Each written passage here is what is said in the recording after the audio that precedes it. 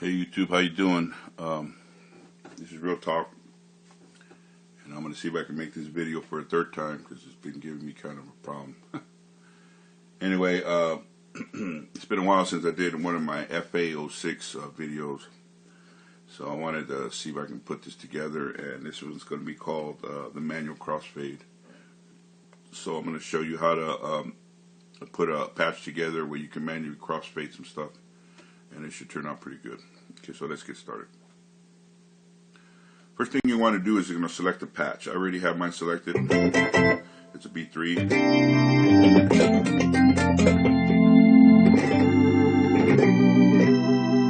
Okay, so we're going to want to find a place to put it so we don't overwrite this patch. You know, that seems to always be an issue.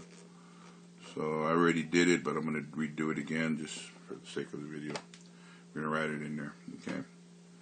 Now, we're going to have to now take away some, because on my particular patch, I have all four tone palettes. The palette is full, all four tones, so we're going to have to select the tones. I kind of already did it, and I'm going to turn them all off, and then I'll show you each one individually. There's number 1, there's number 2, that's number 3, and the clicks on number 4. I kind of like I like 1 and 2, 1 and 3, or maybe 2 and 3. I think 1 and 3 is better. Okay, so I'm gonna select those two, and then I'm gonna write them in there. You know, obviously for your situation, you write them how you want. So now that I got that written in there, I already know where my other patch is stored. So I'm gonna go and get those tones out of there.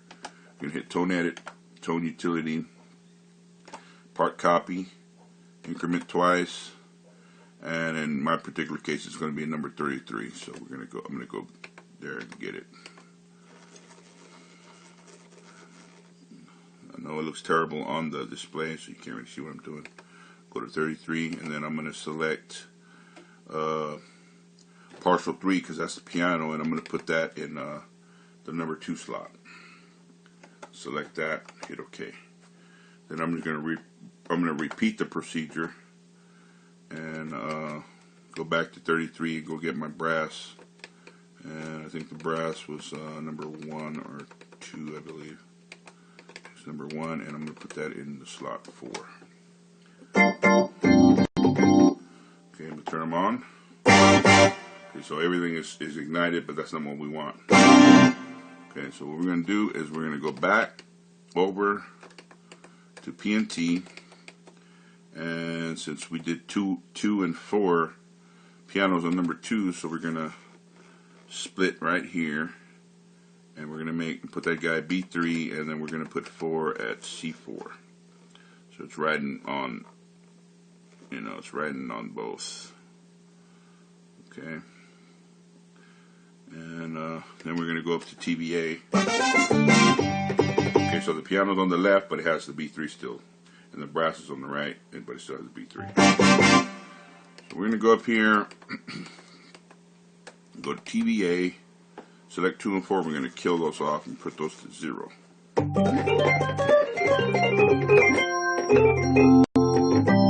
Okay, so now we have that.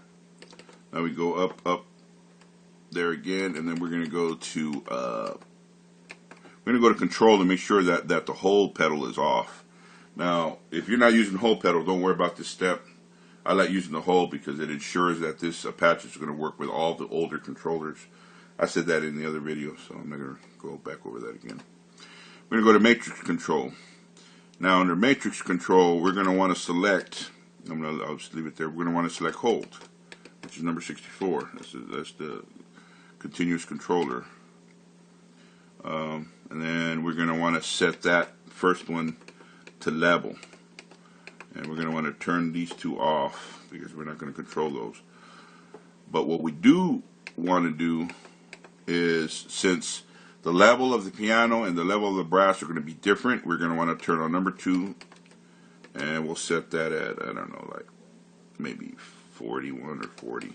We'll also select the control destination 2, and we'll set that to like 60 or whatever, and make sure that number 4 is selected.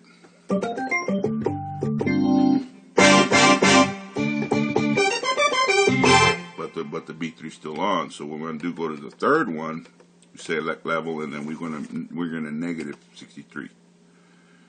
Okay, and then we'll turn it off, number 1 and 2. So now when we hit the pedal, okay, with the pedal not depressed, we have a B3. When we depress the pedal, now we have piano on the right and brass on the piano on the left, brass on the right. So therefore, there's like the B3 effect on the piano, and that's kind of terrible. So we're going to want to go fix that. So what we're going to do now is go back over to output. And on output level, we're going to kill that off all the way. And we're going to put the coarse level to 127. So now we get a nice straight sound, nice straight piano.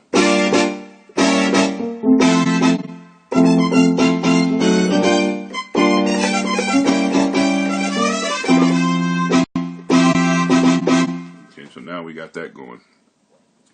Now we can go adjust the levels. You can make one more hotter than the other. It depends on what your taste is. I thought that was pretty good, you know.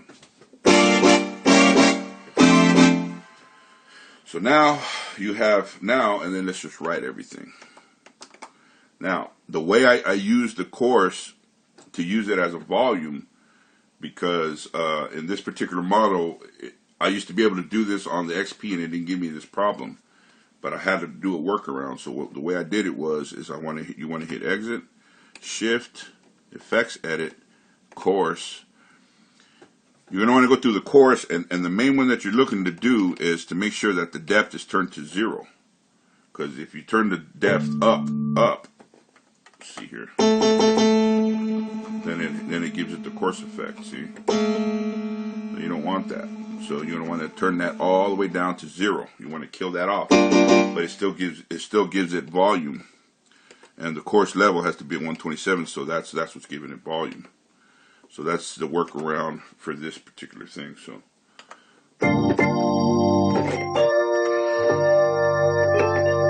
okay, now we want to make sure that we still have the effect on for the B3. So we're going to go to the rotary, to the control, and then we'll set it to 94.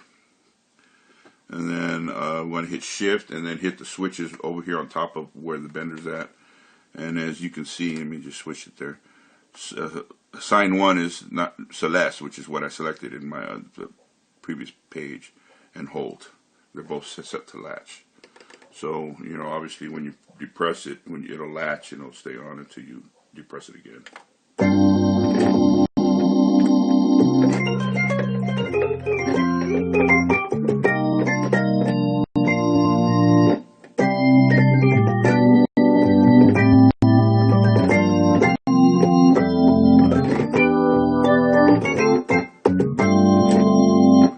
Okay, so then we're going to want to write this. We're going to exit out of this, hit right, hit this one, hit that one, and write it. So now we have our crossfade.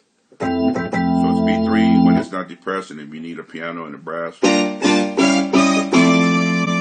then now you have a piano on the right, brass on the left. So that's a real quick crossfade. It's a manual crossfade, and I use this stuff all the time. I'm using this so much that I forget that that I even have this stuff programmed this way. It's so flawless, man. It's just great. On the next video, I'm going to make a couple of videos because this is a hard setup. So I'm going to make another video if there's enough room on my iPad. And on the next one, I'm going to show you where you can have 2 fully stocked tones where all 4 tones are used, but so let's say the B3 has all 4 tones and the piano brass has all 4 tones, and I'm going to show you how to get that to work and get those working in conjunction with each other in the next video. This is Real Talk. Thanks for stopping by and checking this out, and I'll catch up with you guys next time.